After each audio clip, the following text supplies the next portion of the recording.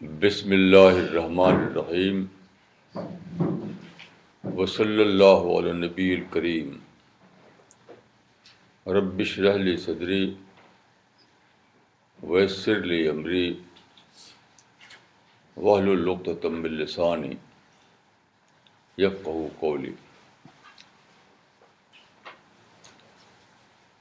آج کا ٹاپک ہے ریوائول آف ابراہیمی مشن، یعنی حضرت ابراہیم کے مشن کا احیاء۔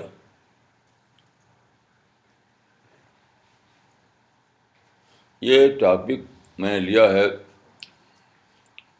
اس تعلق سے کہ کل ہمارے ہاں اور سارے انڈیا میں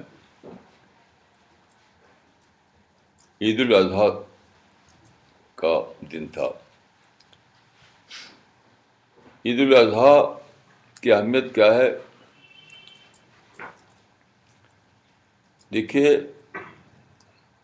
عید الاضحیٰ دراصل حج کا ایکسٹینڈڈ چیپٹر ہے۔ آپ جانتے ہیں کہ انہی دنوں میں جب کہ ہم عید الاضحیٰ مناتے ہیں، انہی دنوں میں مکہ میں حج کی انٹرنیشنل عبادت ہوتی ہے، انہی دنوں میں۔ تو اس سے اندازہ ہوتا ہے کہ دونوں کے درمیان بہت گہرا تعلق ہے۔ وہ تعلق یہی ہے کہ جو عبادت مکہ میں کی جاتی ہے، سارے لوگ جمع ہو کر وہاں عبادت کرتے ہیں، تو اسی دن ساری دنیا کے مسلمان ہر جگہ اس کا پارشل سینس میں اس کو دہراتے ہیں، پارشل سینس میں۔ اس سے اندازہ ہوتا ہے کہ حج کی عبادت کتنی زیادہ اہم ہے، کتنی زیادہ اہم ہے۔ اس لیے ضروری ہے کہ ہم حج کے بارے میں سمجھیں کہ حج کیا ہے، حج کا مقصد کیا ہے۔ دیکھیے، آپ نے رپورٹوں پہ دیکھا ہوگا کہ اس سال حج کے لیے جو لوگ جمع ہوئے وہ تقریباً 40 لاکھ مسلمان تھے، یعنی باہر والے لوکل ملا کر۔ رپورٹوں میں بتایا گیا ہے کہ دنیا کے 198 ملکوں کے لوگ وہاں تھے۔ آپ جانتے ہیں کہ یونائیٹڈ نیشنز میں جو ملک ممبر ہیں ان کی تعداد یہی ہے، یعنی 198 ملک ممبر ہیں یونائیٹڈ نیشنز کے۔ تو گویا کہ سارے ہی مسلمان وہاں اکٹھا ہوئے، سب کا وہاں پر ریپرزنٹیشن تھا، اور اسی کی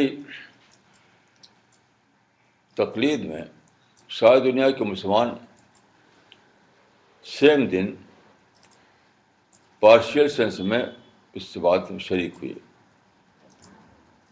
اس کا مطلب کیا ہے؟ اس کا مطلب یہ ہے کہ سارے دنیا کے مسلمانوں نے حج میں شرکت کی، کسی نے ڈائریکٹ، کسی نے انڈائریکٹ۔ کیسی عجیب بات ہے۔ اور پھر جانتے ہیں کہ اب ہم ایک ایسے دور میں ہیں جب کہ دنیا میں کمیونیکیشن کا زمانہ آ چکا ہے۔ چنانچہ جیسا کہ آپ جانتے ہیں، حج کے سارے مراسم ٹیلی وائز کیے گئے۔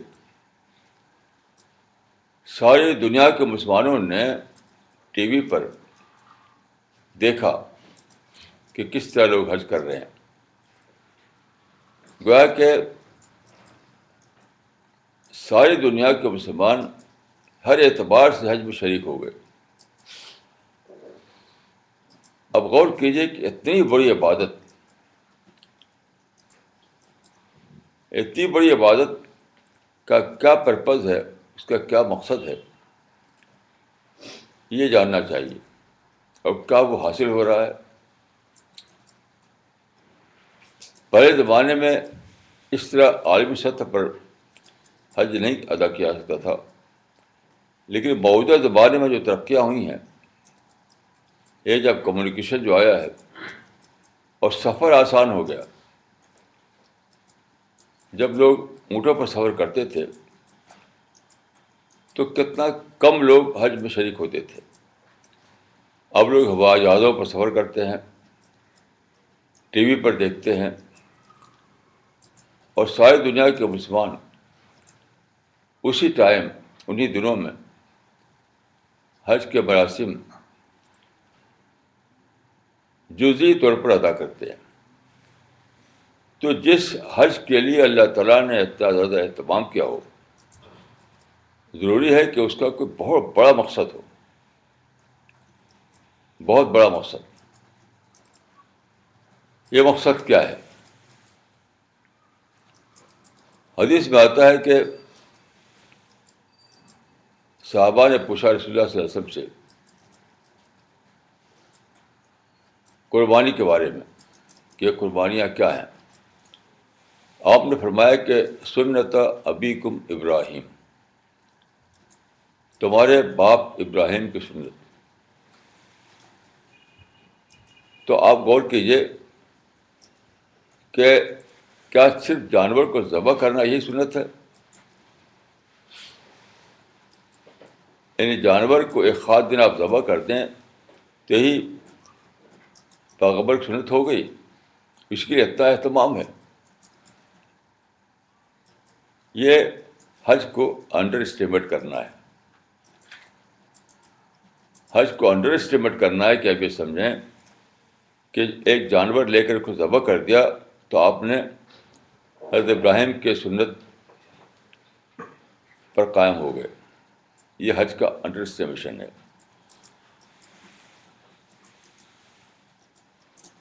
اب آپ ایک آیت کو لے کر سوچیے تو بات زیادہ واضح ہو جاتی ہے۔ دیکھیے قرآن میں سورہ حج ہے، الحج، جو کہ قرآن کی سورہ نمبر 22 ہے۔ اس میں جو آیت ہے، آیت نمبر 37، اس کو آپ پڑھیے۔ اس میں ہے کہ وجاہدوا فی اللہ حق جہادی هو اجتباکم وما جعل علیکم فی الدین من حرج ملۃ ابیکم ابراہیم هو سماکم المسلمین من قبل وفی ھذا لیکون الرسول شہیدا علیکم وتکونوا شہداء علی الناس۔ اس آیت میں بتایا گیا ہے کہ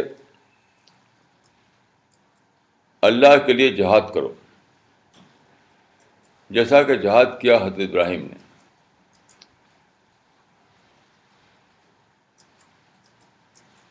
اللہ کے لیے جہاد کرو جیسا کہ جہاد کیا حضرت ابراہیم نے۔ اسی کے لیے اللہ تعالیٰ نے تم کو منتخب کر لیا ہے۔ اب بتائیے کہ حضرت ابراہیم نے کون سا جہاد کیا؟ اس کا کوئی ثبوت نہیں ہے کہ حضرت ابراہیم نے کبھی تلوار چلائی، کبھی کسی کو مارا، کسی کے خلاف جنگ چھیڑی، ایسا کوئی ثبوت نہیں ہے۔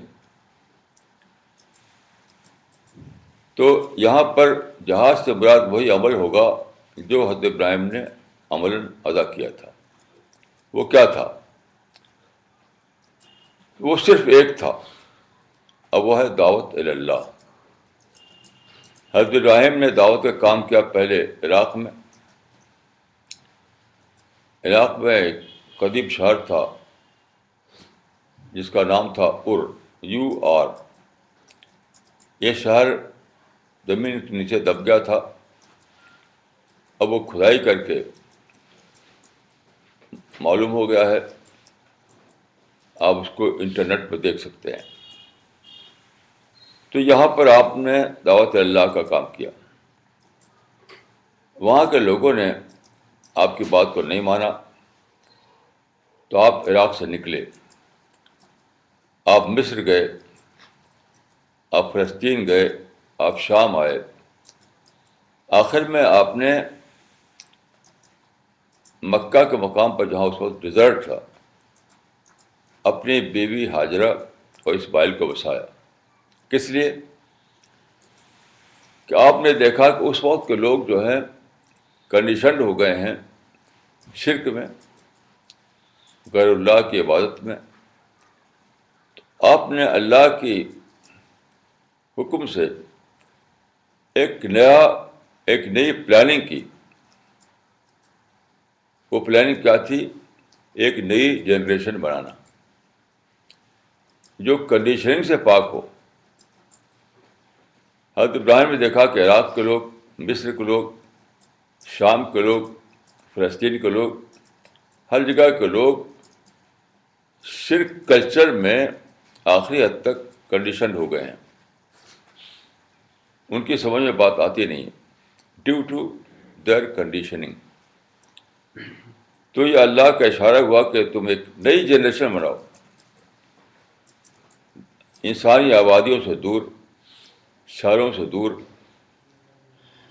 مشرکانہ کلچر سے دور. تو اس کا انتخاب ہوا کہ ڈیزرٹ میں آپ بسائیں اپنی اہلیہ کو اور اپنے فرزند کو. تو جو قصہ جو آپ جانتے ہیں مشہور ہے کہ آپ نے خواب دیکھا کہ اپنے بیٹے کو ذبح کر رہا ہوں. تو وہ بیٹے کو ذبح کرنے کے لیے تیار ہو گئے، لیکن پھر آخر وقت میں عین وقت پر فرشتہ آیا، اس نے کہا کہ نہیں، آپ میڈے کو ذبح کیجیے، بیٹے کو نہیں. تو قرآن میں ہے کہ وہ فدانہ ہو بے ذبح عظیم. یہاں ذبح عظیم سے مراد بیڑا نہیں ہے، جانور نہیں ہے، حضرت اسماعیل ہیں. عظیم، ذبح عظیم مطلب ہے گریٹ سیکریفائس،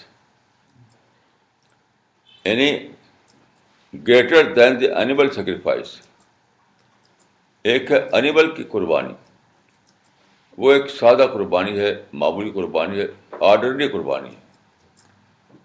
تو اللہ کو مطلوب ہوا کہ ایک گریٹر قربانی کی جائے.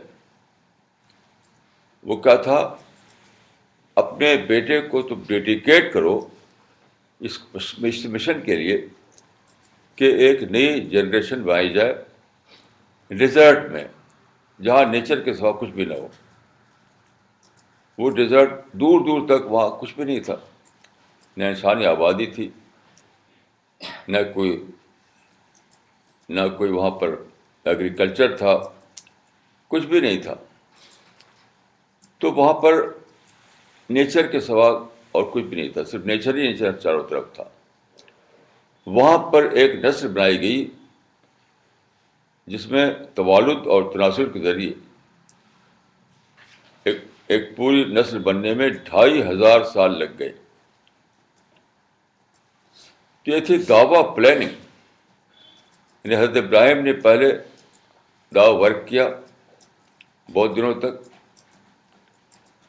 کیونکہ حضرت ابراہیم کو اللہ تعالیٰ نے بہت لمبی عمر دی تھی، 100 سال سے زیادہ جیے آپ. تو پہلے دعویٰ ورک کیا، لیکن لوگوں نے جب آپ کی آواز پر لبیک نہیں کہا تو آپ نے دعوت کے کام کو چھوڑ نہیں دیا. خاص بات سوچنے کی یہ ہے کہ حضرت ابراہیم نے دعوت کے کام کو چھوڑ نہیں دیا کہ لوگ بھاڑ میں جائیں، نہیں مانتے تو نہ مانیں. نہیں، آپ نے دعوت کے کام کی ری پلاننگ کی. یعنی اس کو کہیں گے کریٹو دعویٰ. اور وہ یہ ہے کہ ایک نئی نسل بناؤ اور پیچھے سے چلو. جن انسانوں کو دوسرے ماؤں اور باپوں نے پیدا کیا ہے ان میں اگر نہیں مل رہے ہیں لبیک کرنے والے تو خود ایک نسل بناؤ، پیچھے سے چلو. یعنی پیدا شدہ انسانوں سے چلنے کے بجائے اور پیچھے چلو. کیسی عجیب تھی یہ پلاننگ، پیچھے سے چلو. یعنی ایسے انسان بناؤ، بنے ہوئے انسانوں میں اگر رسپانس نہیں مل رہا ہے تو پیچھے جاؤ پیچھے جاؤ پیچھے جاؤ، نئے قسم کے انسان پیدا کرو. یہ تھی حضرت ابراہیم کی پلاننگ جو انہوں نے مکہ کے پاس ڈیزرٹ میں کی. اسی میں سے، اسی نسل میں سے پیدا ہوئے وہ سارے لوگ جن کو ہم اصحاب رسول کہتے ہیں. خود رسول اللہ صلی اللہ علیہ وسلم اسی میں پیدا ہوئے. تو یہ لوگ جو تھے ان میں یہ کنڈیشننگ سے پاک تھے. یہ وجہ ہے کہ بہت جلد انہوں نے سچائی کو سمجھ لیا. ایک بڑا گروپ بنا. کہا جاتا ہے کہ آپ کے ساتھیوں کی تعداد جب آپ کی وفات ہوئی تقریباً 2 لاکھ تھی. یہ ہے قصہ. تو رسول اللہ صلی اللہ علیہ وسلم نے جو حج کیا تھا، اس کو ہم کہتے ہیں حجۃ الوداع، آپ نے اپنی وفات سے تقریباً 2 مہینے پہلے، اس موقع پر آپ نے وہ سارے مراسم جو ادا کیے اسی کو حاجی لوگ ادا کرتے ہیں. اسی کو پارشل سینس میں ہم عید الاضحیٰ کے موقع پر ادا کرتے ہیں. تو وہ کیا تھا؟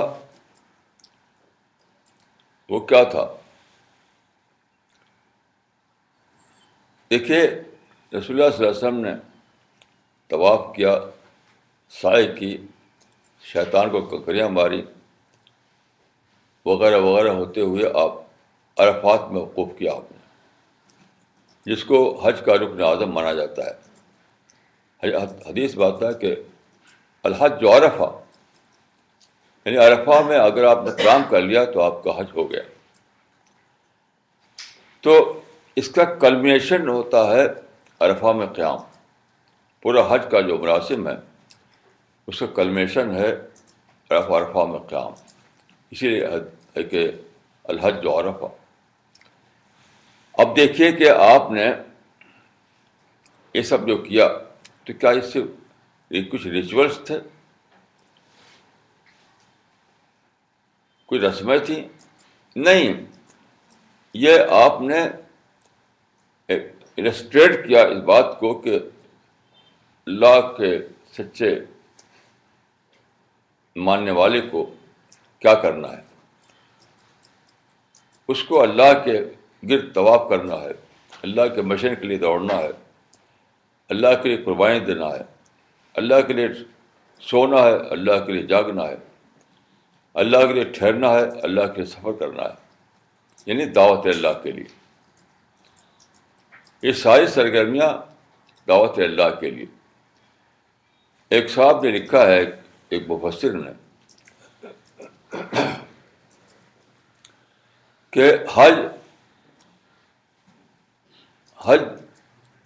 جہاد کی مشق ہے، مگر یہ بات صحیح نہیں ہے. حج دعوت اللہ کی مشق ہے، دعوت اللہ کی مشق ہے جہاد. ساری جو کارروائیاں ہوتی ہیں حقیقتاً وہ اجزاء ہیں ایک داعی کے. پھر آپ دیکھیے عرفات کے میدان میں رسول اللہ آئے، سارے صحابہ آئے، تو وہاں پر ایک پہاڑی ہے جس کو کہتے ہیں جبل رحمت. وہاں پر کھڑے ہو کر آپ نے ایک خطبہ دیا. دیکھیے اتنے سارے لوگوں میں 1,24,000 وہاں پر تھے موجود، سب تک آپ کی آواز نہیں پہنچ سکتی تھی. تو اس کی شکل یہ ہوئی، کہا جاتا ہے کہ عباس جو آپ کے چچا تھے وہ جہیر الصوت تھے، یعنی ان کی آواز بہت بلند ہوتی تھی. تو وہاں شکل یہ تھی کہ رسول اللہ بولتے تھے، پھر حضرت عباس کو زیادہ بلند آواز سے بولتے تھے تاکہ لوگوں تک بات پہنچے. اس طرح ہوا یہ سب.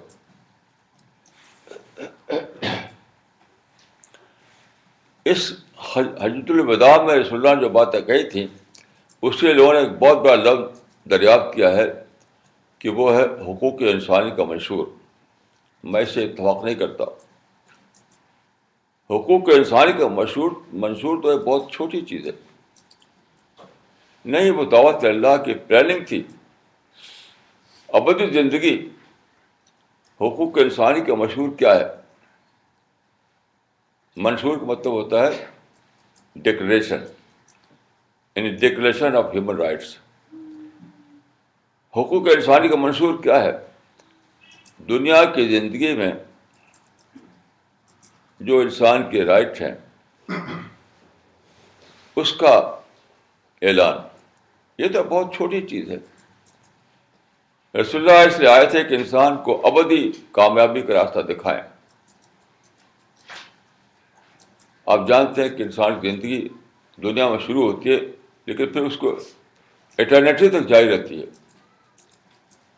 ابدی طور پر. تو اس پوری زندگی میں گائیڈ کرنے کے لیے رسول اللہ آئے تھے. تو حجۃ الوداع کا جو خطبہ ہے وہ میرے نزدیک اس کا یہ صحیح تعبیر نہیں کہ حقوق انسان کا منشور تھا. وہ نہیں، اس میں جو باتیں ہیں کہ وہ ایک دور کا خاتمہ اور دوسرے دور کا آغاز، اس کا اعلان کیا آپ نے. یعنی وہ دور جو لڑائی بھڑائی پہ چلتا تھا، جو مال کی چھین جھپٹ چلتا تھا، اس میں یہی سب باتیں ہیں. تو یہ جو ہوتا تھا قبائلی دور میں، آپ نے اعلان کیا کہ آج سے سب چیزیں ختم، اب ایک نیا دور شروع ہوگا. وہ دور ہوگا خدا رخی دور، آخرت رخی دور، گاڈ اورینٹڈ دور. یہ دور ہوگا. اور جو اہل ایمان ہیں ہمیشہ کے لیے اس کے میسنجر بنیں گے، دعوت اللہ کا کام کریں گے. آپ پڑھیے جو باتیں آپ نے فرمائی تھی اس موقع پر، تو اس میں یہ ہے کہ آپ نے خطاب کرتے ہوئے کہا جاتا ہے کہ اس وقت 1,24,000 صحابہ وہاں موجود تھے. کل تعداد اگرچہ 2 لاکھ تھی لیکن بہت سے لوگ جو بوڑھے تھے، بچے تھے، عورتیں تھیں، وہاں نہیں پہنچے تھے. اس لحاظ سے 1,24,000 تھے وہ لوگ. تو آپ نے کہا اس وقت، آپ کی آواز گونجی وہاں پر، آپ کی زبان سے، پھر عباس کی زبان سے، وہاں کی فضاؤں میں، ایھا الناس ان اللہ بعثنی.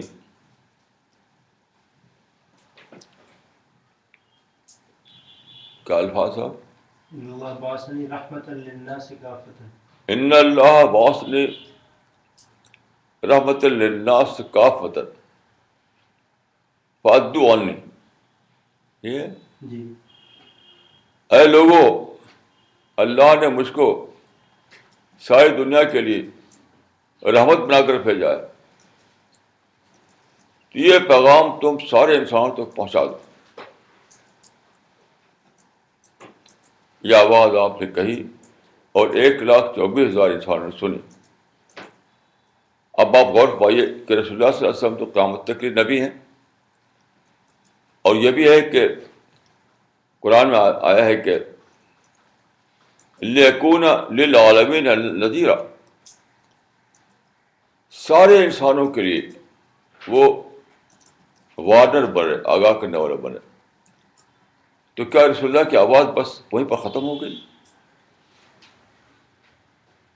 حاجی جو آتے ہیں وہاں لبیک لبیک کہتے حاضر ہوتے ہیں وہاں پر، اس کا مطلب کیا ہوتا ہے؟ اس کو سمجھیے. یعنی وہاں پر تمام حاجی یہ کہتے ہوئے وہ پہنچتے ہیں کہ لبیک اللہم لبیک، لبیک اللہم لبیک، اے اللہ میں حاضر ہوں، اے اللہ میں حاضر ہوں. حاضر کس بات کے لیے؟ حاضر کس بات کے لیے؟ اس بات کے لیے کہ اللہ کے پیغمبر نے جو مشن دیا تھا وہ مشن ختم نہیں ہو گیا ان 1,24,000 انسانوں پر. حاجی یہ کہتا ہے کہ اے اللہ،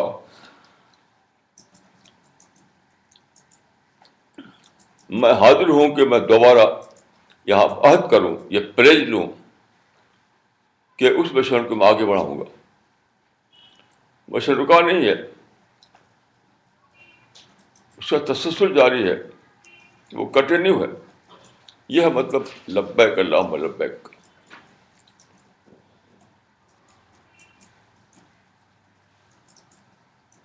تو حج میں جو لوگ جاتے ہیں وہ مناسب مذاق کے لیے نہیں آتے،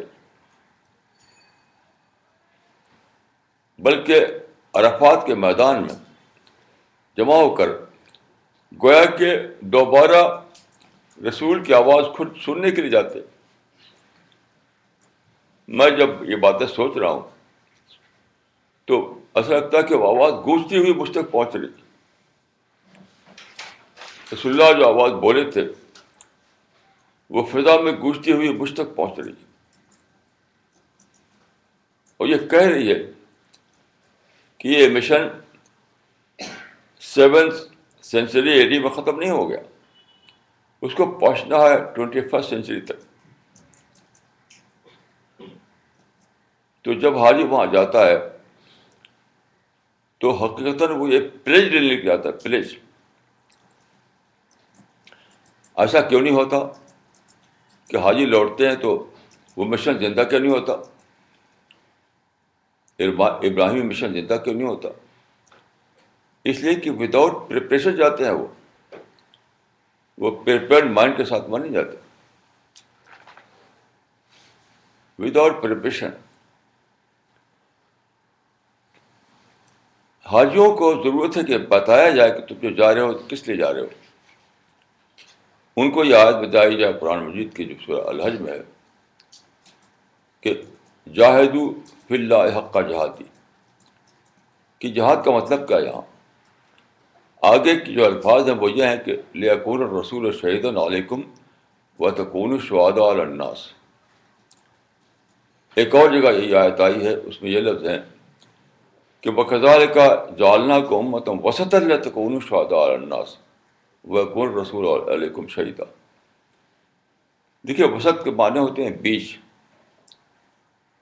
بیچ. تو پیغمبر جو تھا وہ مڈل مین بنا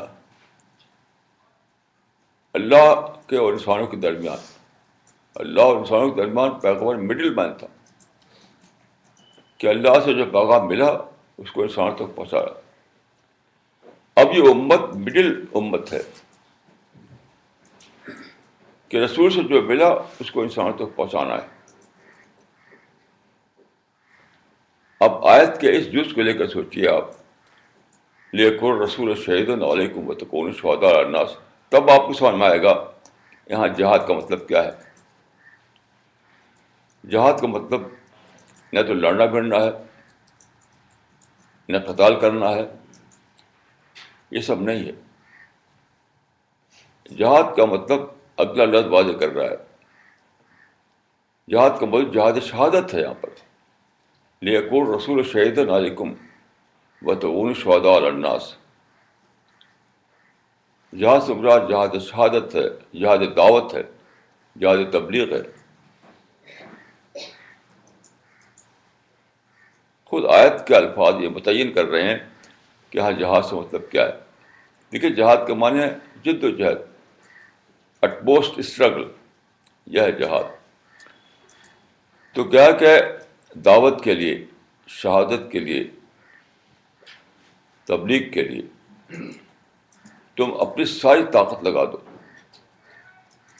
کوئی انسان بے خبر نہ رہے اللہ کے پیغام سے. تو یہ ہے وہ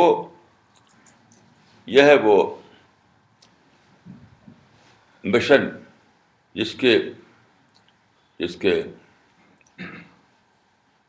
جس کا پیغام لینے کی حاجی وہاں جاتا ہے.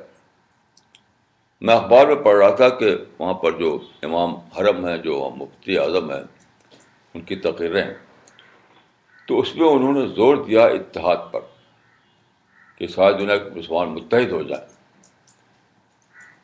دیکھیے اتحاد کی بات میں اپنے بچپن سے سنتا آیا ہوں، ہر جلسے میں، ہر حج میں، ہر موقع پر اتحاد اتحاد اتحاد، لیکن آج تک مسلمانوں میں اتحاد نہیں آیا.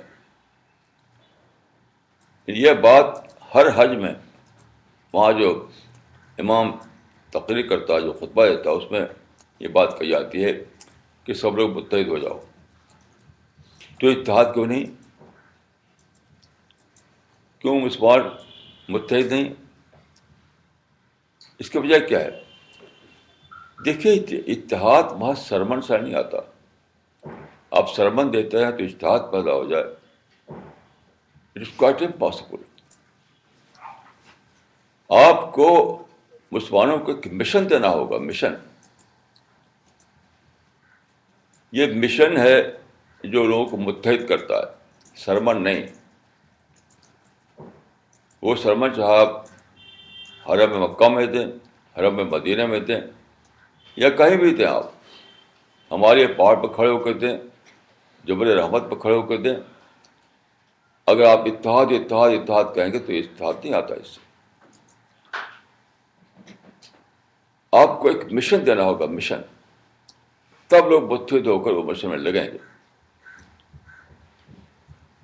وہ مشن کیا ہے؟ وہ مشن ہے دعوت، دعوت اللہ. یعنی سارے انسانوں کو اللہ کے کریشن پلان سے آگاہ کرنا، جیسا کہ پیغمبر اسلام نے آگاہ کیا. یہ مشن، اور یہ بتانا پڑے گا کہ اسی مشن پر تم کو جنت ملنے والی ہے. صرف جانور ذبح کر دیا تو اس پر جنت نہیں ملے گی، یہ کہنا پڑے گا.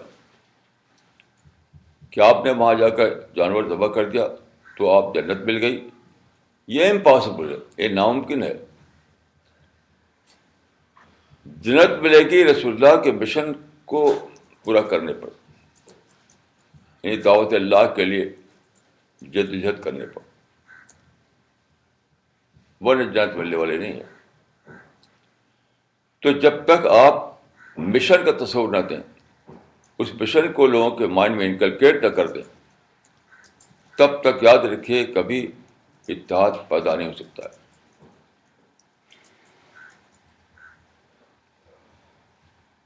تب تک اتحاد پیدا نہیں ہو سکتا ہے.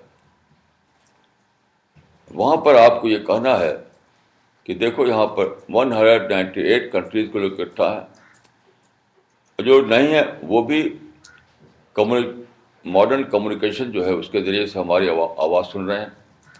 یہ ساری دنیا کے لوگ سن رہے ہیں اس آواز کو جو ایک جگہ سے بلند ہو رہی ہے. تو اللہ تعالیٰ نے یہ کمیونیکیشن کا زمانہ کیوں پیدا کیا؟ What is the purpose of this age of communication? وہ ہے کہ پیغمبر اسلام کے مشن کو انٹرنیشنل لیول پر پہنچایا جائے. رسول اللہ کے مشن کو انٹرنیشنلائز کرنے کے لیے ہے یہ سب دیا جائے. تو جب اس طرح سے پریپیئرڈ مائنڈ ہو کر کے جائیں گے لوگ حج کرنے، یعنی حاجی پریپیئرڈ مائنڈ ہو، وہاں پر جو آدمی بول رہا ہے، جو خطبہ دے رہا ہے، وہ خود بہت زیادہ باشعور ہو، اس کو پتہ ہو کہ کیا مجھے کہنا ہے، کیا بات، کون سی بات لوگوں کے مائنڈ کو ایڈریس کرے گی، کون سی بات لوگوں کو مشن کا تصور دے گی. تب جا کر کے یہ ممکن ہے کہ اتحاد پیدا ہو، مشن کا تصور پیدا ہو، اور لوگ اس مشن کے لیے جس کے لیے لبے لبے کہہ کر کے لوٹتے ہیں، اس پر وہ عمل کرنا شروع کر دے. سرمن سے نہیں ہو سکتا ہے، کبھی بھی نہ ہوا ہے نہ آج ہو سکتا ہے.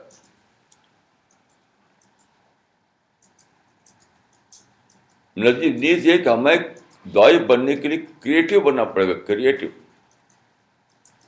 کریٹو مطلب کیا ہے؟ نئے نئے آئیڈیا نکالنا، نئی نئی باتیں سوچنا، ایک طریقے سے کام نہ بنا دوسرا کام کرنا. اب دیکھیے حضرت ابراہیم نے کیا کیا. حضرت ابراہیم نے عراق کا جو اس وقت کیپٹل سٹی تھا اور جو تھا اس وقت وہ عراق کا نام اس وقت بابل ہوا کرتا تھا. تو وہاں پر آپ نے دعوت کی. وہاں پر لوگوں کی طرف سے رسپانس نہیں ملا تو آپ اطراف کے ملکوں میں گئے, یعنی مصر گئے, فلسطین گئے, شام گئے.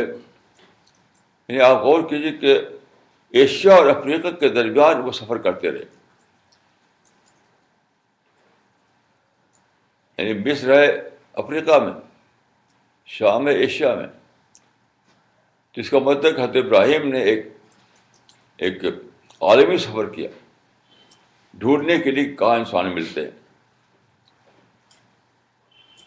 جب آپ نے دیکھا کہ انسان ڈیو ٹو دیئر کنڈیشننگ ملنے والے ہیں نہیں, اتنے پختہ ہو چکے ہیں اپنی کنڈیشننگ میں جو چلی آ رہی ہزاروں سال سے نسل در نسل, کہ حضرت ابراہیم کی بات ان کی سمجھ میں نہیں آئی.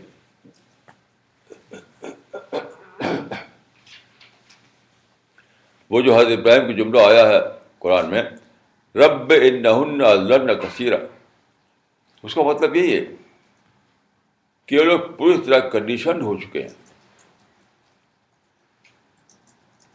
رب انہن اضللن کثیرا, اس کا مطلب یہی ہے کہ خدا یہ لوگ پوری طرح کنڈیشن ہو چکے ہیں.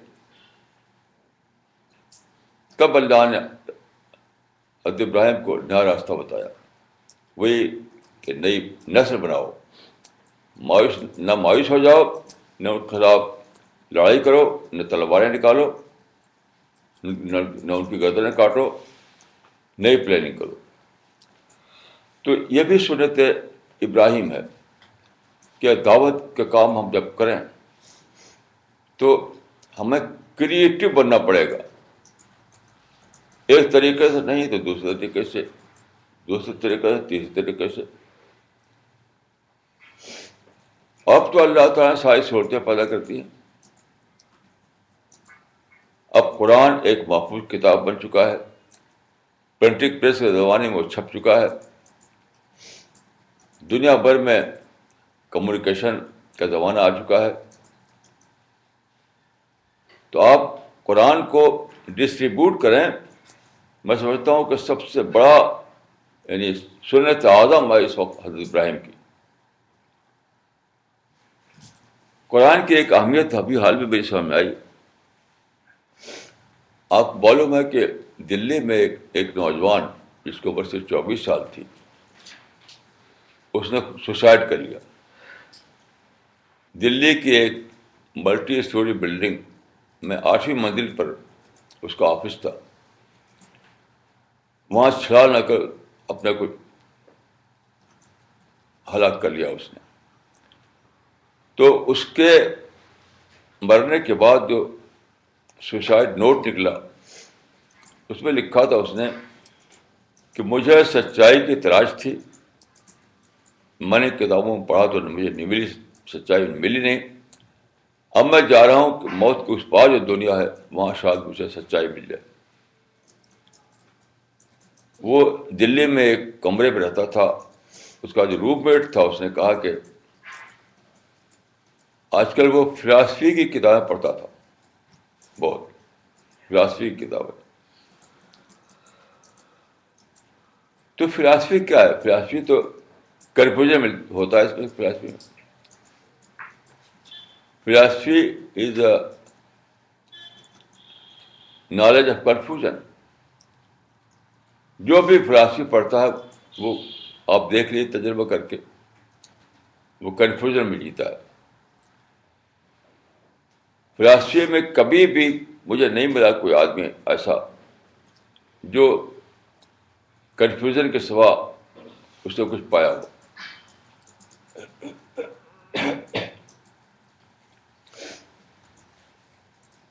تو فلاسفی میں ڈھونڈ رہا تھا وہ سچائی, اس میں ہے کنفیوژن.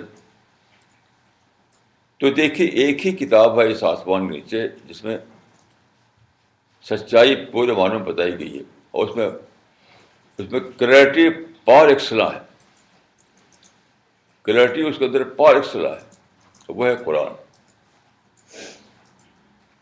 قرآن میں خود یہ آیت ہے کہ وَلَقَدْ يَسَّرْنَا الْقُرْآنَ لِلذِّكْرِ فَهَلْ مِن مُدَّكِرٍ۔ یہاں یسرنا کے لفظی ترجمہ تو ہے کہ ہم نے آسان بنا دیا، لیکن آسان کا مطلب کیا ہے؟ یہی مطلب ہے، اس میں کلیئرٹی بہت زیادہ ہے، پڑھتے جاؤ سمجھتے جاؤ، پڑھتے جاؤ سمجھتے جاؤ۔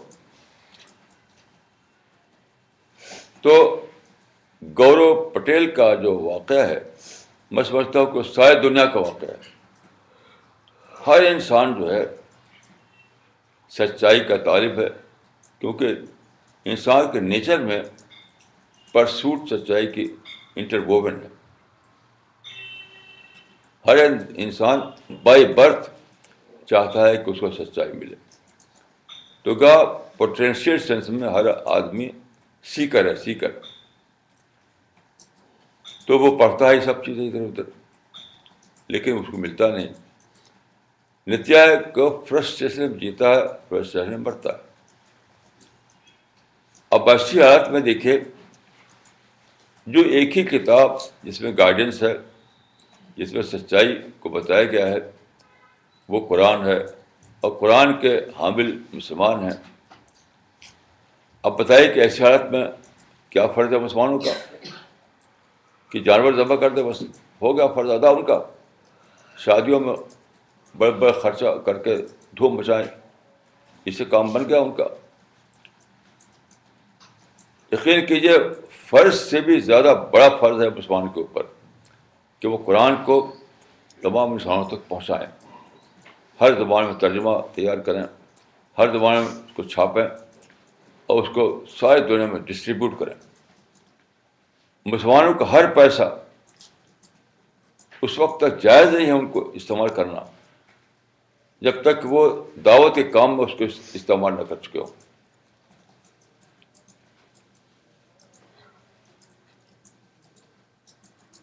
دعوت کے کام میں اگر آپ کا پیسہ نہیں لگ رہا ہے تو آپ اپنے پیسہ اپنے لیے استعمال کر رہے ہیں، اپنی فیملی کے لیے، تو یقین کیجیے کہ وہ جائز ہی نہیں۔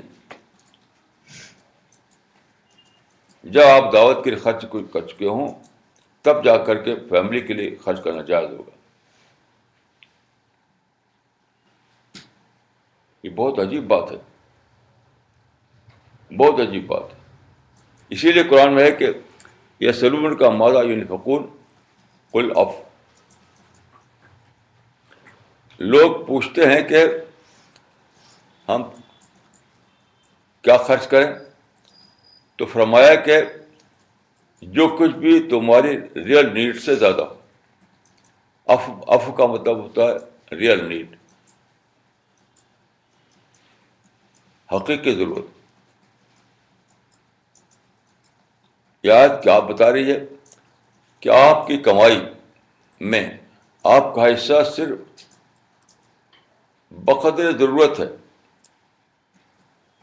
جو ریئل نیڈ ہے اس کے بقدر آپ کا حصہ ہے، باقی سب دعوت اللہ کے لیے، باقی سب شاعت اور ناز کے لیے۔ یہ سبق لینے کے لیے آدمی جاتا ہے حج کرنے، مگر اس وقت لے کر لوٹتے نہیں لوگ۔ کیوں؟ چونکہ وہ پریپیئرڈ مائنڈ نہیں ہوتے، ایسے ہی چلاتے ہیں مسئلہ مسائل یاد کر کے، بس مسئلے مسائل یاد کرتے ہوئے جاتے ہیں اور مسئلے مسائل یاد کرتے واپس آ جاتے ہیں۔ اور وہاں جو تقریریں ہوتی ہیں، جو خطبے دیے جاتے ہیں، اس میں بھی بات کلیئر طور پر نہیں بتاتے وہ لوگ۔ میں سمجھتا ہوں یہ بات ساری دنیا میں بولی جانی چاہیے، حرم سے بھی اور ہر جگہ۔ کیا ہے مسلمانوں، تم پر فرض ہے کہ تم قرآن کو ساری دنیا تک پہنچاؤ۔ تمہارا پیسہ قرآن کے لیے، تمہارا وقت قرآن کے لیے، تمہاری انرجی قرآن کے لیے۔ کیوں؟ دیکھیے یہ معاملہ سادہ نہیں ہے۔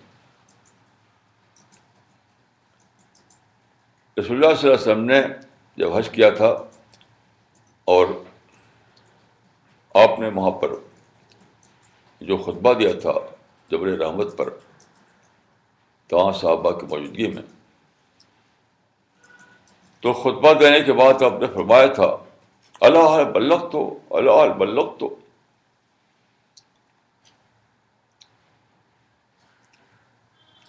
کیا میں نے پہنچا دیا؟ کیا میں نے پہنچا دیا؟ تو جو لوگ وہاں حاضر تھے ان کا ہاں اے خدا کے رسول آپ نے پہنچا دیا. تو رسول اللہ نے ہاتھ اٹھا کر فرمایا کہ اے اللہ گواہ رہا، اے اللہ گواہ رہا، اے اللہ گواہ رہا. یہ بات بھائی ختم نہیں ہوگی. تمام مسلمانوں پر فرض ہے کہ یہ اس سنت کو دہرائیں، تمام انسانوں کے سامنے اللہ کے پیغام پہنچائیں، اور پہنچا کر یہ یعنی لفظوں میں چاہے نہ کہیں لیکن بلا بولے ہوئے یہ واقعہ پھر دہرایا جائے. اے انسانوں کیا میں نے تم کو پہنچا دیا؟ جس طرح رسول اللہ نے وہاں جو موجود تھے ان سے پوچھا کیا ہم نے پہنچا دیا، تو آج دوبارہ یہ واقعہ ہونا چاہیے، چاہے منہ سے بول کر نہ ہو واقعہ ہو، عملاً یہ واقعہ ہونا چاہیے تاکہ فرشتے دیکھیں، فرشتے لکھیں، فرشتے سنیں کہ کیا ہم اے انسانوں کا ہم نے پہنچا دیا، اے انسانوں کا ہم نے پہنچا دیا، اے انسانوں کا ہم نے پہنچا دیا.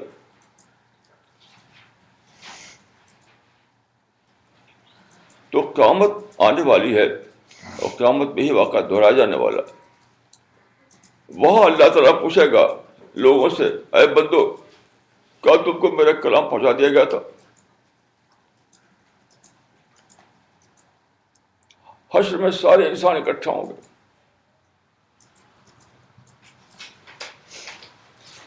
قرآن میں ہے کہ رسلا مبشرین و منذرین لئلا یکون للناس علی اللہ حجۃ بعد الرسل. آپ یقین کیجیے قیامت میں واقعہ دوبارہ دہرایا جانے والا. سارے انسان بلین ٹریلین جو بھی پیدا ہوئے سب اکٹھا ہوں گے. اللہ پوچھے گا اے انسانوں کیا تم کو میرا کلام پہنچا دیا گیا تھا؟ اس دور کے لوگ جن کو اللہ رسول اللہ نے پہنچایا تھا وہ تو کہتے کہ ہاں پہنچا دیا گیا تھا. اب کے زمانے کے جو لوگ ہیں 7 بلین، کیا وہ بھی یہی کہیں گے؟ آج دنیا میں 7 بلین انسان ہیں. جب اللہ پوچھے گا ان 7 بلین انسانوں سے کیا تم کو میرا کلام پہنچا دیا گیا تھا،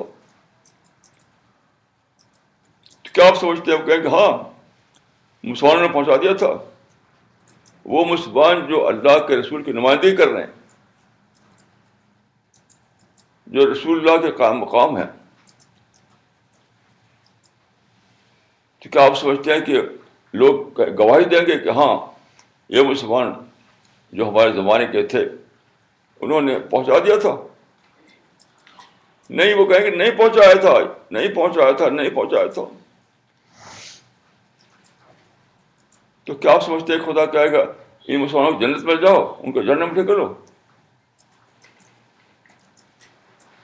کیا خدا کا تصور آپ کا یہی ہے جو رب العالمین ہے؟ خدا جو رب العالمین ہے، جو کسی کے اوپر ظالم نہیں ہے، کیا سمجھتے ہیں کہے گا خدا اے فرشتو مسلمانوں کو تو لے جاؤ جنت میں اور سب لوگ جہنم میں ڈھکیل دو؟ مجھے تو ڈر آتا ہے کہ خدا کہے گا سب کو لے جاؤ جہنم میں، ان کو بھی لے جاؤ، ان کو بھی لے جاؤ. مجھے ایسا انسان نہیں چاہیے. آپ کہیں کہ صبح شام میں سوچتا رہتا ہوں کہ کہیں ایسا خدا نے کہہ دے ان کو بھی لے جاؤ، ان کو بھی لے جانے میں سب. مجھے ایسے انسان نہیں چاہیے. ایسے انسان جو اپنے پیسے کو شادیوں میں خرچ کیا، ایسے انسان جنہوں نے اپنے وقت کو فیملی میں خرچ کیا، اور ایسے انسان جنہوں نے اپنی ساری توجہ اپنی ذاتی خواہش میں لگا رکھا، میرے مشن کے لیے انہوں نے کام نہیں کیا، میرے بندوں تک میرا پیغام نہیں پہنچایا. ان کو بھی لے جاؤ، ان کو بھی لے جاؤ، لے جاؤ سب کو جاننا. تو کیا ہوگا اسے کیا حال ہوگا؟ کون سا زمین و آسمان ہوگا جو آپ کو بچائے؟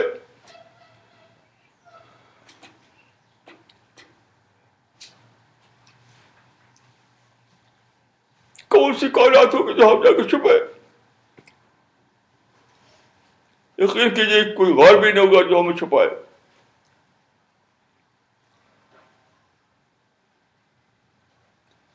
کون ہے جو خدا کے مقابلے میں کھڑا ہو اور خدا کے فیصلے کو انڈو کر دے؟ کون ہے؟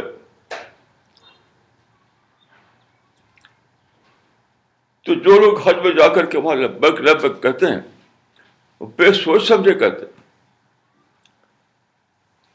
میں جب گیا تھا حج کرنے کے لیے تو یہ منظر دیکھا تھا میں نے اپنی آنکھوں سے. ادھر سے لا رہے ہیں، ادھر سے مسلمان ہیں، ادھر سے مسلمان رہے ہیں. لبیک اللہم لبیک اللہم لبیک اللہم لبیک. اس وقت بھی رویا تھا، میں آج بھی رو رہا ہوں کہ کیا مطلب ہے لبیک کا؟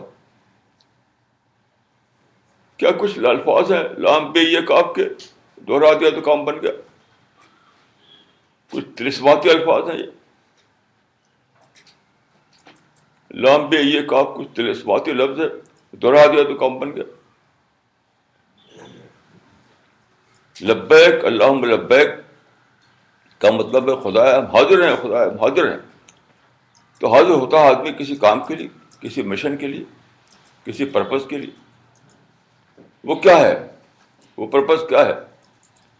وہ یہی ہے کہ خدایا ہم حاضر ہیں اللہ کے رسول کی آواز کو دوبارہ یہاں سننے کے لیے جو ابھی تک گونج نہیں جا رہا الفاظ کے میدان میں.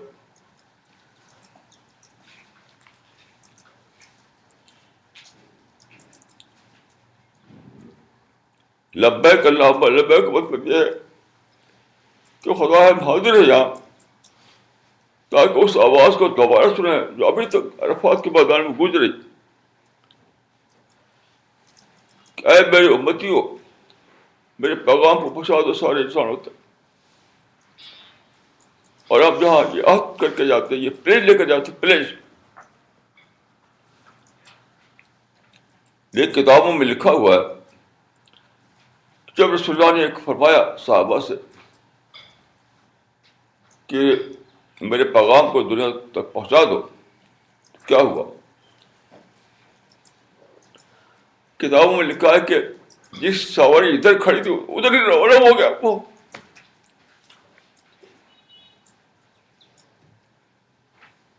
بڑی عجیب بات ہے. جس کی سواری جدھر کھڑی تھی، جس کی سواری جدھر کھڑی تھی ادھر ہی روانہ ہو گیا. آپ جانتے ہیں کہ ایشیا اور افریقہ میں انہوں نے ایک بڑے رقبے میں اسلام پھیلا دیا، اللہ کے پیغام کو پہنچا دیا.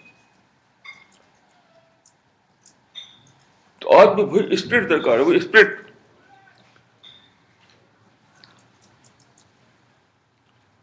جبکہ آج پہلے سے قابل بہت آسان ہو چکا ہے دعوت کا کام کرنا.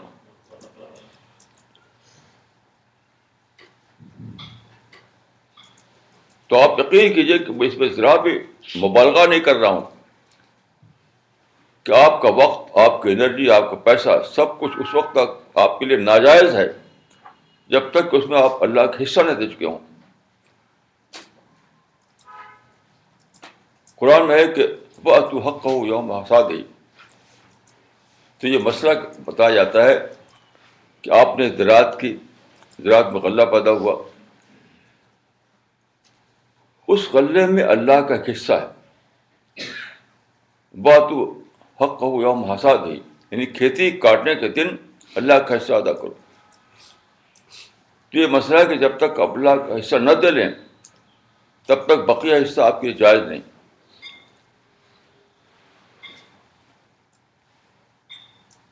جب تک اللہ کا حصہ آپ نہ دے لیں تب تک آپ کے لیے اس کی پیداوار جائز نہیں. تو یہ معاملہ صرف کھیتی کے لیے نہیں ہے، پوری زندگی کے لیے.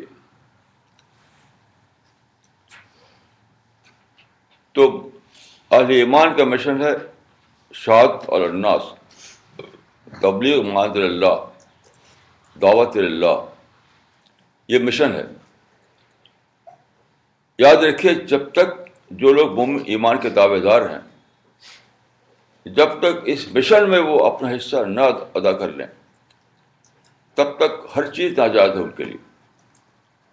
ان کا وقت، انہیں انرجی، ان کا پیسہ، سب کچھ میں جیتے ہیں وہ تو ایک ناجائز زندگی جیتے ہیں، جائز زندگی نہیں جیتے ہیں.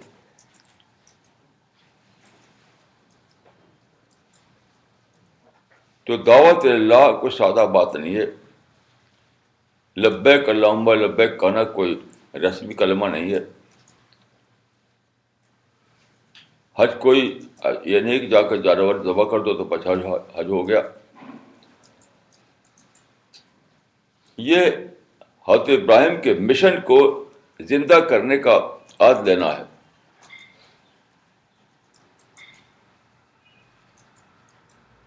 سنت ابی کے ابراہیم مانے ہیں کہ تمہارے باپ ابراہیم کا مشن.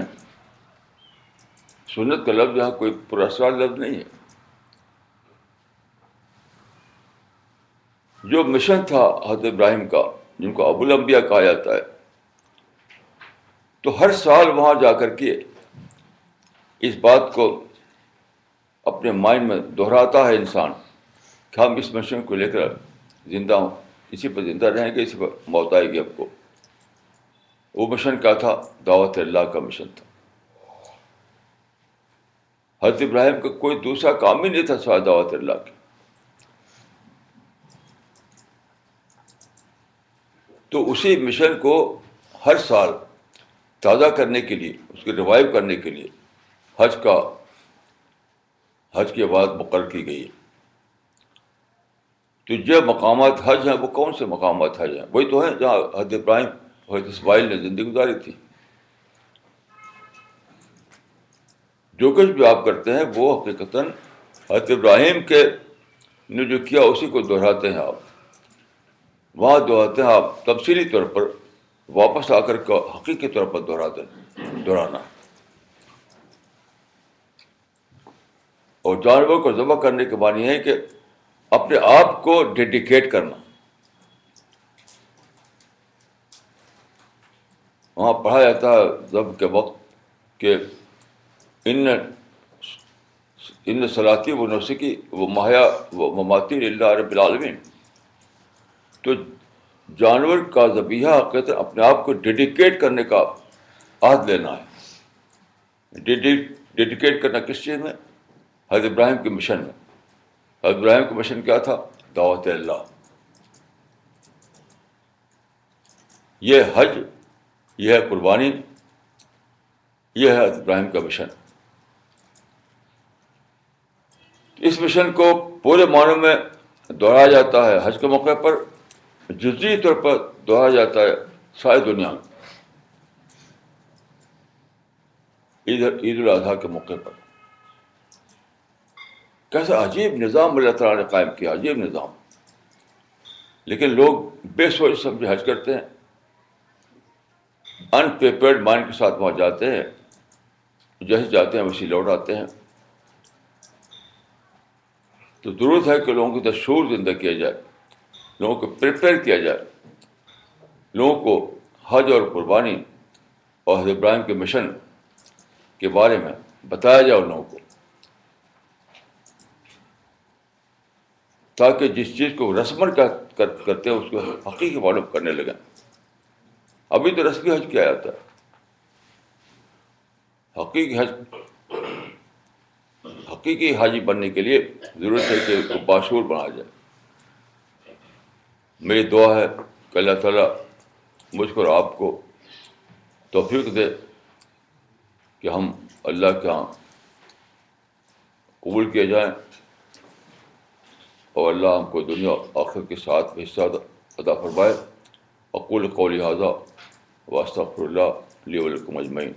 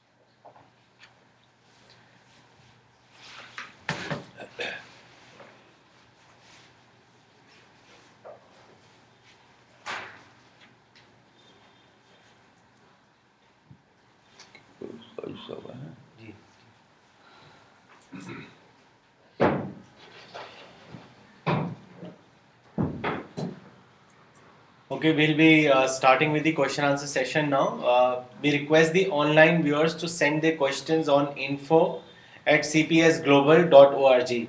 I repeat, info@cpsglobal.org. مولانا یہ سوال آیا ہے کراچی پاکستان سے مس سائرہ لطیف کا.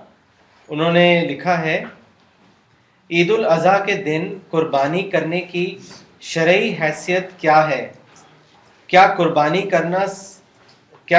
کرنا فرض ہے یا سنت ہے یا نفل؟ کیا ایک قرض دار قربانی کر سکتا ہے؟ حدیث میں آیا ہے کہ جو شخص قربانی نہ کرے وہ ہمارے عیدگاہ میں نہ آئے. اس حدیث کا مطلب کیا ہے؟ وضاحت کریں. دیکھیے، آج میں جو باتیں کہی ہیں وہ اسی موضوع پر تھیں. آج میری جو تقریر ہے اس کو آپ دوبارہ سنیے، اور میری کتاب ہے حقیقت حج، اس کو پڑھیے، پھر اس کے بعد آئندہ آپ سوال کیجیے. آج کی تقریر کو دوبارہ سنیے اور حقیقت حج کا مطالعہ کیجیے. اس کے بعد جو آپ کے ذہن میں سوال ہے وہ اگلے سنڈے میں کیجیے. مولانا اگلا سوال آیا ہے مسٹر رمیش کرشنن کا بنگلور سے. انہوں نے لکھا ہے what is the significance of the C P S Sunday lectures? Kindly let me نو.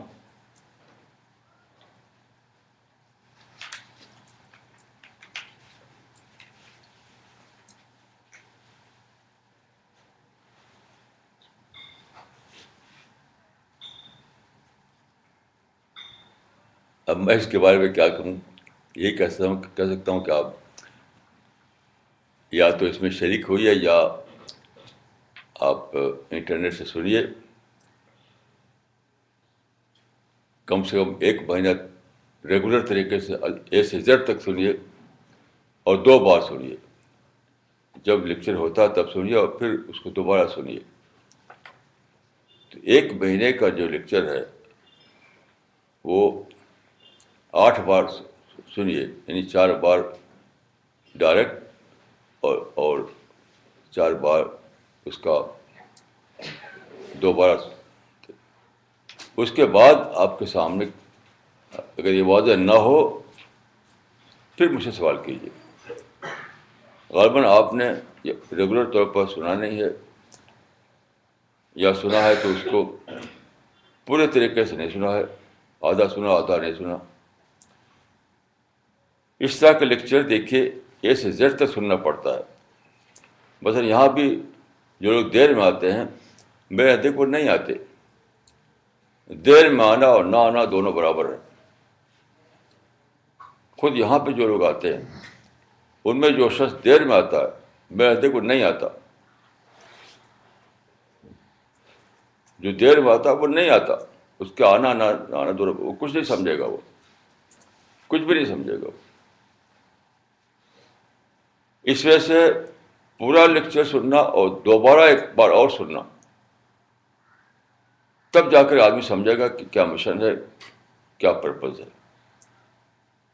تو یہ سوال ابھی میرے نزدیک کمپلیٹ نہیں ہے. اس طرح جیسے میں عرض کر رہا ہوں اس طرح سے اس کی شرط پوری کیجیے، پھر سوال کیجیے آپ. مولانا اگلا ایک کامنٹ اور سوال ہے جو کراچی پاکستان سے ہے. عبد اللطیف صاحب نے بھیجا ہے. انہوں نے لکھا ہے میں کون ہوں، میری زندگی کا مقصد کیا ہے، مجھے کیوں پیدا کیا گیا ہے، موت کیا ہے، جنت اور جہنم کی حقیقت کیا ہے. یہ وہ سوال ہے جس سے آج کا انسان چاہے مسلمان ہو یا نان مسلم غافل ہے. یہ صرف سی پی ایس ہے جو آج کے دور میں دعوت کے ذریعے ان سوالات سے دنیا کے تمام انسانوں کو باخبر کر رہا ہے. مجھے معلوم نہیں ہے کہ کیوں امت علماء اس مشن کی مخالفت کر رہا ہے. ہاں ٹھیک کہا انہوں نے. اس کا جو نیچر ہے اس کو صحیح طور پر بتایا نہیں. مجھے اس سے اتفاق ہے. مولانا اگلا سوال دلی سے ہے مس نغمہ صدیقی کا. انہوں نے لکھا ہے when we explain to Muslims that dawa illallah is the responsibility, it does not get any positive response. They say yes, it is good, but continue to do either their social or milli work. Maulana, when the task is so big and Muslims are not giving a positive response, what should we do?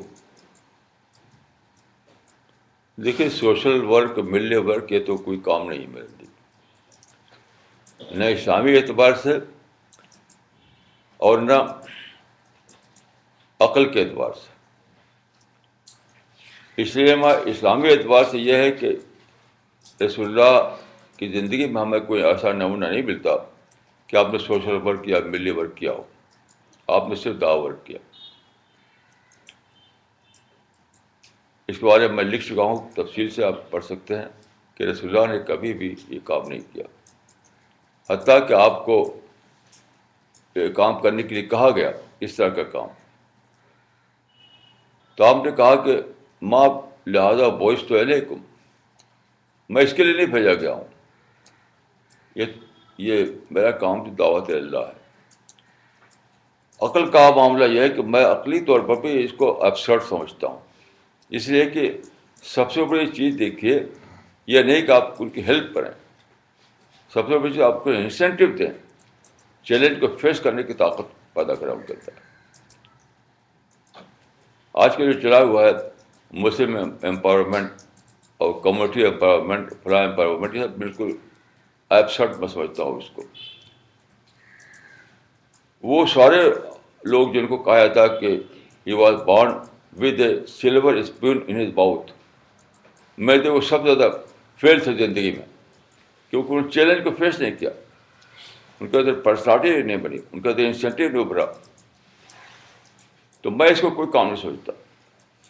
جو کام کو ایک ہی کام کو میں کام سمجھتا ہوں کہ education, انتہائی اعلیٰ معیار کی ایجوکیشن. ابھی بھی ہمارے ملک میں اعلیٰ معیار کی ایجوکیشن نہیں ہے، حالانکہ بے شمار لوگ سوشل ورک کر رہے ہیں، ملی ورک کر رہے ہیں، اس میں اربوں خربوں روپے خرچ کر رہے ہیں. یہ سب میرے نزدیک بالکل بیکار کام ہے، اسلامی اعتبار سے، عقلی اعتبار سے بھی. بہت اعلیٰ درجے کا اسکول کھولیں، لاکھوں کی تعداد میں سارے ملک میں، سارا پیسہ اس میں لگا دیں، یہ ہے کام. ابھی بھی اعلیٰ درجے کے اسکول ہمارے ملک میں موجود نہیں، اور سوشل ورک کی دھوم ہے، ملی ورک کی دھوم ہے. تو میں اس معاملے میں بہت ہی سخت رائے رکھتا ہوں. ان کاموں کو میں کام نہیں سمجھتا، میں کام سمجھتا ہوں کہ اس بات کو کہ انسان کا انسینٹیو جگایا جائے، موٹیویٹ کیا جائے.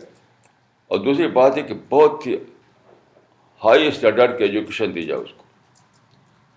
اسی کو میں کام سمجھتا ہوں، باقی سب لیڈری ہے، لیڈری.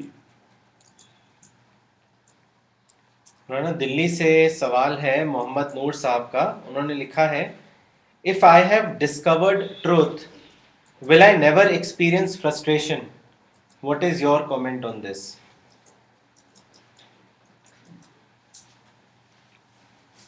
ابھی میرا تجربہ تو یہی ہے، میرا تجربہ یہ ہے کہ میں اللہ کے فضل سے ٹینشن فری رہتا ہوں. مجھے آخرت کے فکر تو ضرور ہے، لیکن دنیا ٹینشن ہوتا ہے دنیا کو لے کر کے، دنیا کو لے کر ٹینشن ہوتا ہے. تو دنیا کے معاملات میں انسان ٹینشن فری بن جاتا ہے، اس میں کوئی شک نہیں. اگر اس کو وہ سچائی مل جائے جو اللہ کے نزدیک سچائی ہے، یہ بھی سمجھ لیجیے. سیلف اسٹائل سچائی سے نہیں ایسا ہوگا، کیونکہ جب وہ سچائی مل جائے آپ کو جو اللہ کے نزدیک سچائی ہے، تو آپ کا تعلق اللہ سے قائم ہو گیا. آپ پھر یعنی اللہ سے آپ کا کمیونیکیشن ہوگا، اللہ کی ہیلپ آپ تک پہنچے گی، اللہ کے انسپریشن ملے گا. تو یہ سارے فائدے اس سچائی کے لیے ہیں جو اللہ کے نزدیک سچائی ہو. کسی بھی سیلف اسٹائل سچائی کے لیے یہ فائدے نہیں ہیں. خود ہی خود لوگ ڈرا لیتے ہیں کہ یہ سچائی ہے، یہ سچائی ہے، تو اس میں فائدہ کہاں سے ملے گا؟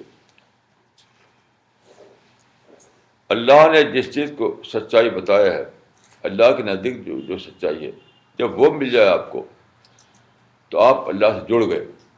جب اللہ سے جڑ گئے تو پھر ٹینشن کہاں، پھر تو ٹینشن ختم.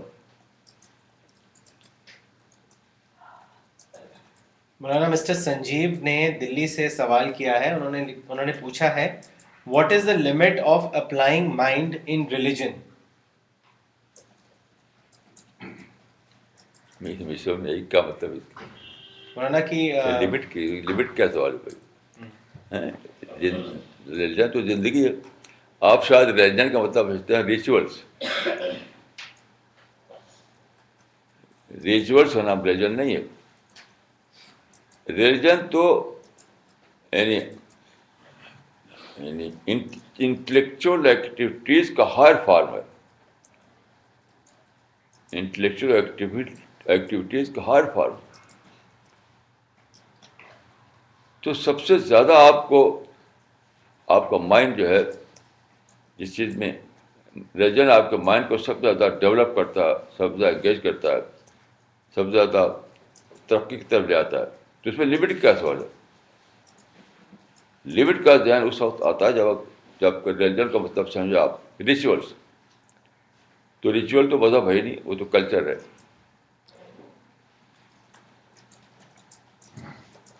مولانا اگلا سوال کراچی پاکستان سے آیا ہے مسز عبد اللطیف کا. انہوں نے لکھا ہے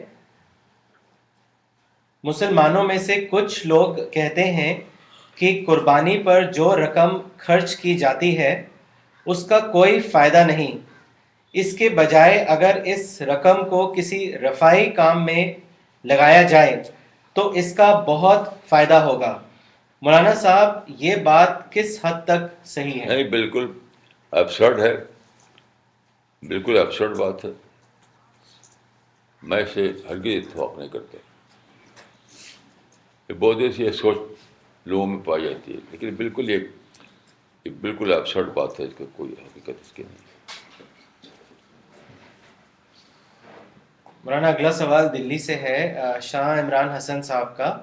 انہوں نے لکھا ہے لوگوں کے اندر جس انسینٹیو کے پیدا کرنے کے لیے آپ کہتے ہیں اس کا طریقہ کیا ہے؟ لوگوں کو کتابیں پڑھوائیے، اور یہ جو ہمارے لیکچر ہوتے ہیں جو سینکڑوں کی تعداد میں موجود ہیں ان کو سنوائیے، یہی سب کیجیے. میں تو سمجھتا ہوں کہ یہی طریقہ ہے، اور کوئی طریقہ تو مجھے معلوم نہیں. مولانا اگلا سوال روڑکی سے ہے ساجد انور صاحب کا. انہوں نے لکھا ہے مولانا what are the signs that a person loves God and also what are the signs that God loves a person? اس کے بارے میں بتائیں.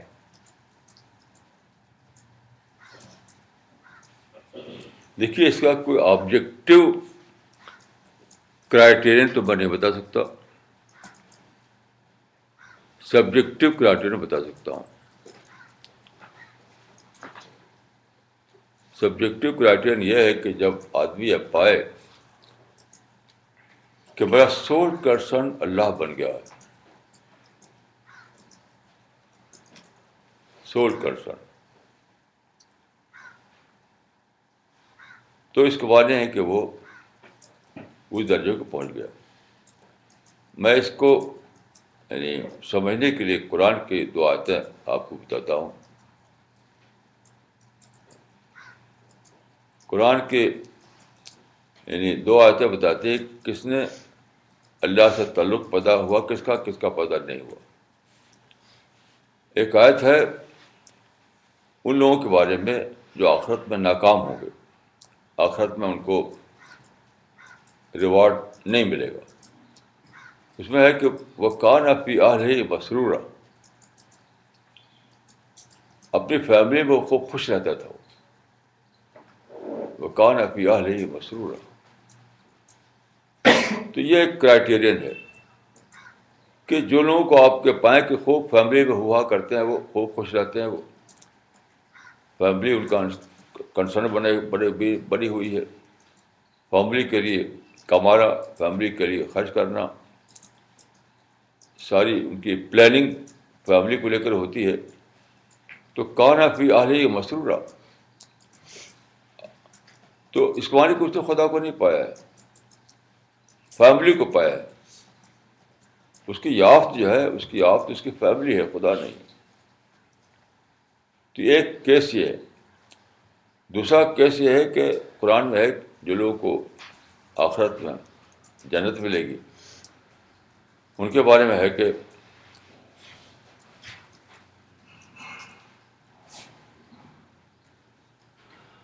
کننا فی اہلنا مشفقین. خود جنت والا کہتا ہے کہ کننا فی اہلنا مشفقین، ہم اپنے فیملی میں ڈر کر رہتے تھے. یعنی فیملی میں ہم ہوتے تھے، لیکن ہم کو اللہ کی اکاؤنٹیبلٹی کا احساس ہمارے دل میں چھایا رہتا تھا. تو ایک ہے کیس کننا فی اہلنا مشفقین کا، کہ آدمی فیملی ہو لیکن اس کا ذہن لگا ہوا اللہ کی طرف، اکاؤنٹیبلٹی کی طرف، آخرت کی طرف.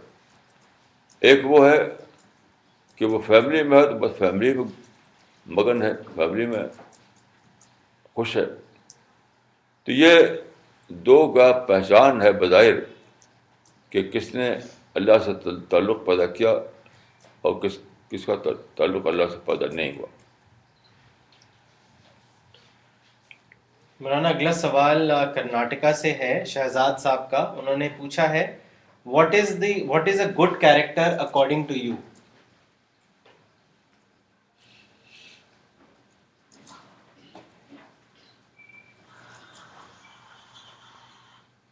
بھائی سوشل سینس میں اس کا مطلب میں یہ سمجھتا ہوں کہ اس کو میں کہا کرتا ہوں پریڈکٹیبل کیریکٹر. آپ ایک سماج میں ہیں تو اس کے اندر آپ کا کریکٹر جو ہے پریڈکٹیبل ہو، یعنی دوسرے لوگ پیشگی طور پہ جان سکیں کہ آپ کس موقع پر کیسا رسپانس دیں گے، پیشگی طور پہ جان سکیں. مثلا لوگ جان سکیں کہ اگر وہ تنقید کریں گے آپ کے اوپر تو آپ غصہ نہیں ہوں گے. تو تنقید کرتے ہوئے وہ انہیں اطمینان ہو کہ آدمی سنے گا، سوچے گا، غصہ نہیں ہوگا. کسی سے پیسے کے لین دین ہو تو پیشگی طور پر وہ سمجھ سکے کہ جو وعدہ کرے گا اسے پورا کرے گا، کبھی وعدے کے خلاف نہیں جائے گا. تو اس کو میں کہوں گا کہ پریڈکٹیبل کریکٹر. تو سوشل ٹرم میں یہی میرا اس کی ڈیفینیشن ہے. Okay, we will end this session now. Thank you.